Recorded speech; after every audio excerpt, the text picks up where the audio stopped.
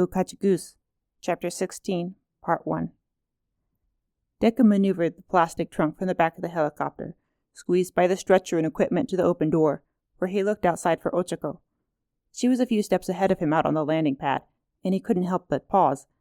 Something felt different about seeing her here.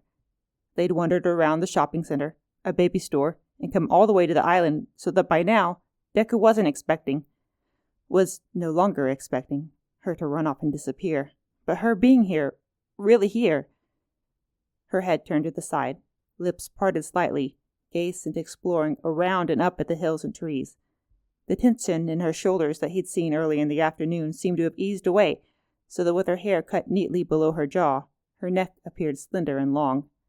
A hand rested on the bag she'd been carrying, smaller than his, slightly warm, with soft yet sturdy finger pads that had a disproportionate amount of traction. The nerves on his hand replayed the feeling. Her light brush tugged the skin and gave him an inexplicable urge to pull away. The thought was strange.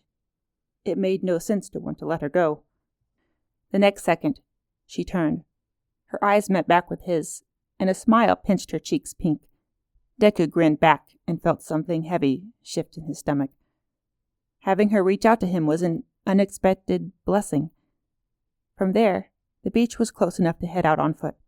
He could have carried the supplies himself, but the convenience of her floating it left them free to look around, talk, and mind their step around rocks and tree roots as their path veered off the pavement onto a nature trail. Vegetation grew freely over most of the island. There were broadleaf trees and pine. Shrubs and ferns sprouted in the spaces between them. Vines, moss, weeds, and clumps of grass with white flowers. He sent glances to Ochako over his shoulder, and saw a small light in her eyes when he looked her way. He'd hoped a change of scenery would be good for her, and he could feel it too. The leaves were a vivid summer green. The air had an intangible openness, the sort of clarity that made the lungs want to take it all in at once, though Deku's stomach and chest hadn't caught on. A vague stiffness clung around the diaphragm and ribs, only permitting his lungs to fill up to 60%. He tried not to let it bother him. He wouldn't have minded a longer walk, and the same seemed true for her. She liked hearing the birds. Then the trees thinned away, bringing them to the edge of a hill with a view of the ocean gleaming all the way to the horizon. They stopped here to look out over the water, and she held up a hand to block the sun, a hand that had reached out for him and held on the entire flight here, and she marveled at the sand, cliffs, and rocks, and at how the water was bluer than you could imagine. Then they took the flight of stone steps down to the warm sand, and meandered along the beach a minute or two more, deciding their spot for their impromptu barbecue picnic. "I can't believe we were in Tokyo like an hour ago, or less than that. It's so pretty here," said Ochako. She was positively glowing, and had been since they arrived, despite her uncertain circumstances. Deku felt both warm and unsettled seeing her smile like that. For now, he thought it better to focus on the former. "It seems a lot closer when you fly," Deku said. "The ferry from Shinagawa takes about 4 hours, which is still pretty close. I heard people come from Tokyo on holidays and weekends." "I can imagine it'd be popular," she said. "Like a mini vacation. You'd go swimming and build sandcastles and have barbecues. You'd think there'd be other people here now. It looks like there's something over there." She pushed up on her toes and squinted her eyes further down the beach towards a small building with public restrooms and what might have been a gift shop or a food stall, though it was too far to tell. There were no signs of lights on or anyone around. "It's technically closed on Tuesday," Deku told her. "We missed it since we took a shortcut, but the road to the beach is blocked off on weekdays. I called ahead and asked to use it, so we're not trespassing, but we don't have to worry about running into anyone." "No kidding? Well, of course it's closed. Things are always complicated whenever you go somewhere, She sent him an amused look. "Is there somewhere special we're headed, like a secret hideout?" He let out a half laugh. "I'm sure there is, but I'm afraid I don't know the island that well. We stayed around this area when we did the commercial, and it was only for a few hours." "You didn't even get a chance to look around. How about over there, then?" They picked a spot near a rocky cliff, where the island grew up tall and green behind them, and the waves washed onto shore ahead, and it was close to perfect, though on an empty beach with an open view of the turquoise waters, There wasn't a bad spot to pick. Deku reached around the hovering trunk like it needed a big hug, securing both handles before Ochako let it drop. She squatted down by him the next second, not minding that she wore a skirt. Her knees were in the sand, and she was pressing all the buttons to pop open the trunk. They unpacked the chairs, compact table, cooler, and bottles of green tea. Deku thought he'd speed run through a list of practical items.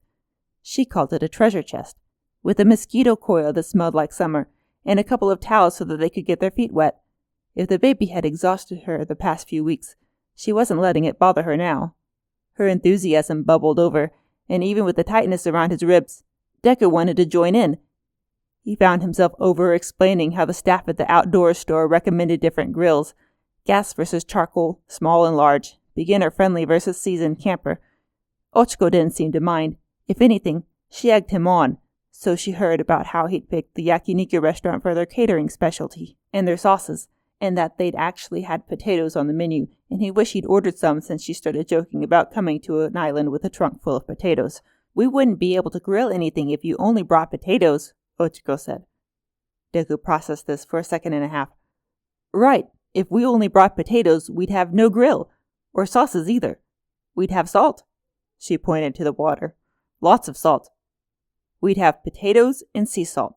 So then we'd gather wood and build a fire. There's plenty around to use.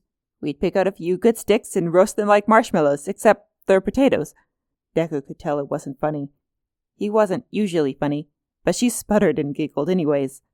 She loved everything. Deku had thrown all his plans together in under 3 hours. It needed to be something special, something fun, low stress, away from crowds, co-workers, and even restaurant staff if they wanted to be safe from eavesdropping and interruptions. After making phone calls, a trunk and chair pulled out of the agency storage closet, and a trip to an outdoor store, he realized that with the unexpected pregnancy, she might be exhausted, or sick to her stomach, or in no mental state to want to go to an island or on a picnic anywhere, and there was no time for a plan B. But they were here now, and she loved everything. He tossed out the idea that potatoes grew from potatoes. If they were hypothetically stranded, they could plant a garden and... He almost said raise a family on potatoes, but a small pinch in his gut warned him to stop. They could eat potatoes forever. She laughed and turned back towards the island and craned her neck up at the hills. Where would they plant their potato garden? It was undoubtedly strange hearing her laugh so freely, but she looked so happy and healthy when she wasn't swallowed by worries. If the date was going better than he could have imagined, Deku knew it wasn't thanks to his planning or luck. It was because of her. Chewing on the fact that she was having a baby while working in the hero industry was more than enough to make him a mountain of pressure and nerves. But to think that a stranger who didn't know or care about her got her pregnant like it was nothing. Deku hadn't kept a level head. He'd been so determined to jump in and fix everything, he failed to realize he'd gotten miles ahead of himself instead. Showing up worried about this and that, whether or not she felt well, if he was saying the right things at the right time, if they were traveling too far, if she might change her mind and leave, and if she thought it sounded strained when he said her name. He wasn't any good for her if he couldn't keep himself together. She shouldn't have had to tell him to just be there with her. It was, "Deku, are you okay? Like, are you nervous?" With her hand on his arm, instead of zero gravity, a tug back down to earth. As the embarrassment cooled down, her little bit of kindness settled heavy and awkward in his gut. It was how she always was, even in the worst circumstances, noticing other people and taking the care to put them first. She should not have had to tell him to just be here with her, but he was glad that she did. Even now, as they crowded the table with sauces, a part of him watched her with a light buzz of uncertainty. There were 9 different flavors, she counted, and the restaurant even included small ceramic serving bowls instead of take-out plastic. He watched her and wondered, with an unplanned baby on the way, if she was supposed to be this impressed by hand-painted bowls. An unsettled feeling was there when he noticed himself, too, grinning along with her, almost pretending nothing had happened. He was supposed to be here with her. He didn't want to overthink. Of course he'd feel like something wasn't making sense. There was too much he didn't know, and that he wouldn't know when their conversation was about anything but her pregnancy and the baby. He tested the topic earlier, and she'd created an imaginary friend. then she'd wanted to look around a baby store, the most encouraging sign he'd seen from her. But a proper conversation wasn't happening yet. Deku would give her time. Surely, they were moving forward if she was happy right now. He wanted her to be happy now. When they had everything set up, Deku finally had a proper visualization of what he'd packed. He'd bought everything, but his eyebrows rose when he saw how much. Green tea, 9 bowls of sauces, and a small grill took up the table. On the trunk, they closed the lid and unstacked the 3-tier box from the restaurant, one with sliced grilling vegetables and rice, next with assorted seafood, and then an arrangement of marbled Wagyu beef. Each tier was easily enough to feed 2 people.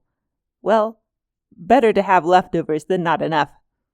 Ochako hovered closer than usual, bumping elbows, seeming to want to be right by him. When her fingers reached for his breath stalled in his chest. Then she was quiet. They hadn't spoken to each other when she held his hand earlier, but she had her comm function turned off in a noisy helicopter, and a part of him was glad because he had no idea what to say. Now again, it was quiet, but Deku didn't think he needed to fill the silence. The waves grew louder, and he was certain, for that moment at least, she wasn't pretending that everything was normal. If he wanted to be here for her, he needed to hold her hand. A growing protest rose in his lungs. Air needed soon. He held his breath in for 2 seconds more and forced himself to exhale slowly so that she wouldn't be surprised. Among 100 things Deku didn't know, one thing had slowly made itself clear. Ochako was his girlfriend now. Deku had asked her to date him, and she'd agreed to exactly that, and nothing more, yet. He hadn't known what she wanted. Someone to help out with the baby? A friend for company? A partner at her side when the inevitable questions came? Or was it a trial period to see if getting married was a good idea? In any normal circumstances, a real relationship would have been the most obvious answer, and it shouldn't be a problem in their circumstances either, but not much else came to mind. Logically, he recognized this as non-trivial information, but for now, he was drawing a blank. After a minute, the food on the grill made it rather inconvenient to keep holding hands. He felt sorry, but slightly relieved to let her go. The waves pulsed out a slow rhythm, rolled up on shore, and dissolved into foam. Meat sizzled, browned, and bubbled, the corners curling in. Miniature flames danced up as they flipped the meat, licking at all the fatty bits. A light breeze carried in from the ocean and blended a salty scent with the smell of barbecue. The sun hovered above the water, bright as could be, and at the perfect angle to shine directly into their eyes, and so they squinted at each other while putting the meat and mushrooms on the grill and shuffled around to put the sun at their backs. A ghost of a touch lingered from where, for the second time that day, Ochako had reached out and taken Deku's hand. He'd had to get used to it, seeing how it made her happy.